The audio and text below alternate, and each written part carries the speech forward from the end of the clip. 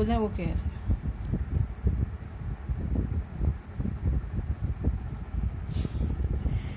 इससे पहले जो मैंने आपकी जूम ऐप पर क्लास ली थी उसमें मैंने आपको सहसंबंध के बारे में बताया था और सहसंबंध के प्रकार के बारे में बताया था। उसके बाद है हमारा सहसंबंध गुणांक का विस्तार। सहसंबंध गुणांक का विस्तार। सहसंबंध गुणांक का एक निश्चित प्रसार होता है। यह सदैव ±1 के मध्य में होता है, अर्थात यह -1 से कम तथा +1 से अधिक नहीं होता है। सहसंबंध गुणांक का एक निश्चित प्रसार होता है।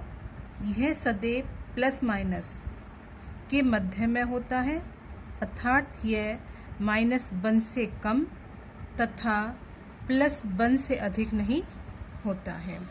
जैसे हम चित्र में दिखा रहे हैं आपको, ये 0 है ना, और इसकी जो लेफ्ट में है जो संख्या है वो माइनस में दे रही हैं। -1, -2, -3, -4, -5, -6, -7, -8, -9 है ना। और इधर जो हमारी राइट में है वो हमारी प्लस को इंगित करती है। +1, +2, +3, +4, +5, +6, +7, +8, +9 है ना। तो जो लेफ्ट में संख्या है वो हमारी किसको इंगित करती है, माइनस को, और जो राइट में होती हैं संख्याएं वो हमारी होती हैं प्लस सहसंबंध को इंगित करती हैं। अब इनकी जो हमारा जो व्याख्या कैसे हम करते हैं सहसंबंध गुणांक की, वो उसमें गिलफर्ड थे। आप सभी जानते हो गिलफर्ड को मनोवैज्ञानिक में। गिलफर्ड ने सहसंबंध गुणांक की मात्रा के आधार पर सहसंबंध को निम्न श्रेणियों में वर्गीकृत किया है ना। निम्न श्रेणियों में वर्गीकृत किया है।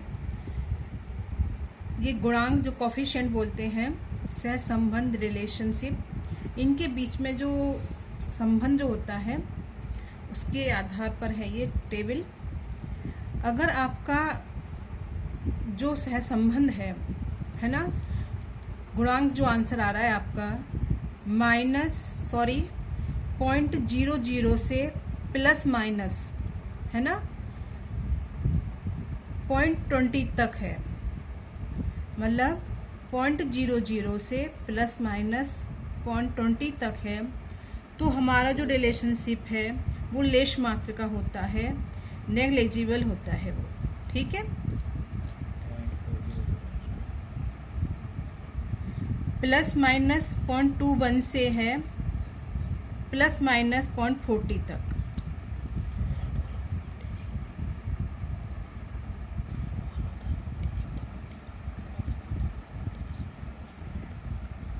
वो होता है हमारा कम, है ना, मतलब यानी लो।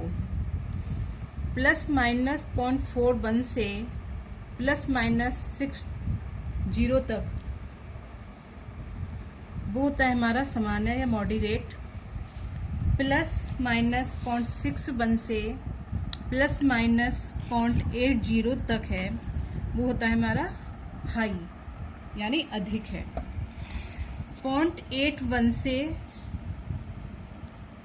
प्लस माइनस में है वो भी, ±0.99 तक तो हमारा होता है सहसंबंध बहुत अधिक यानी कि वेरी हाई।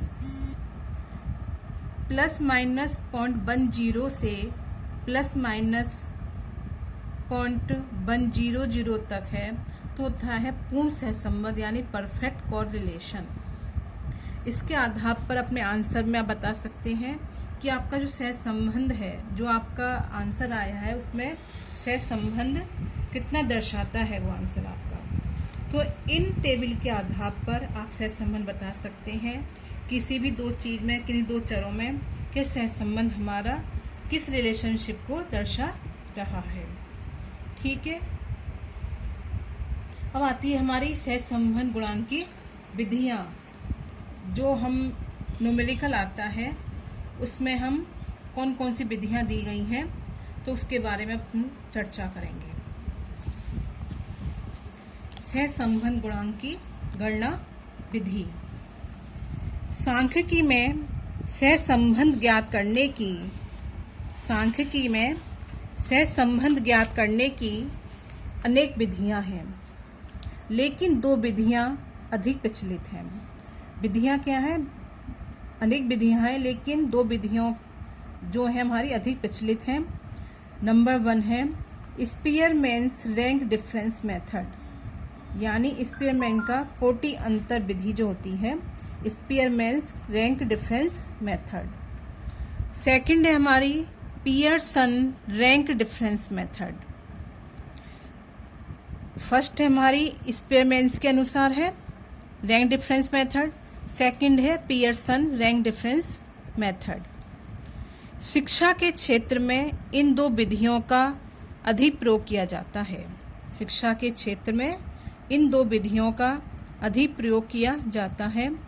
स्पीयरमैन की विधि का प्रयोग छोटे समूह के लिए तथा पियर्सन विधि का प्रयोग बड़े समूह के लिए किया जाता है।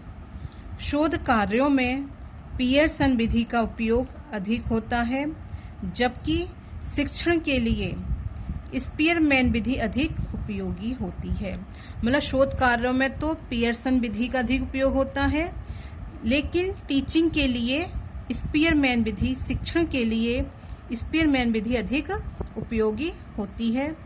स्पीयरमैन विधि द्वारा गणना किए गए सहसंबंध को रोह चिन्ह से व्यक्त किया जाता है। किससे? रोह चिन्ह से। ये हम ऐसे लिखते हैं, इसको रोह चिन्ह से व्यक्त किया जाता है।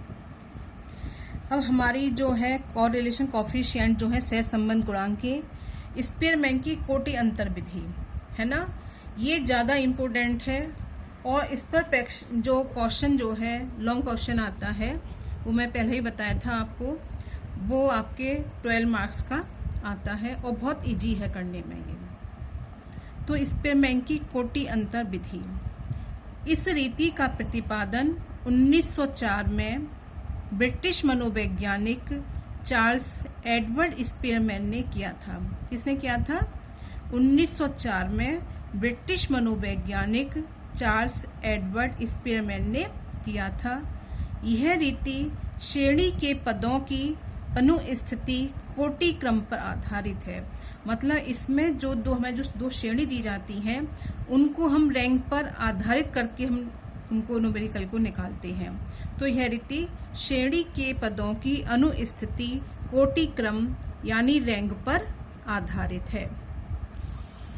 सहसंबंध गुणांक हेतु निम्नलिखित सूत्र का उपयोग किया जाता है। सहसंबंध गुणांक हेतु निम्नलिखित सूत्र का उपयोग किया जाता है।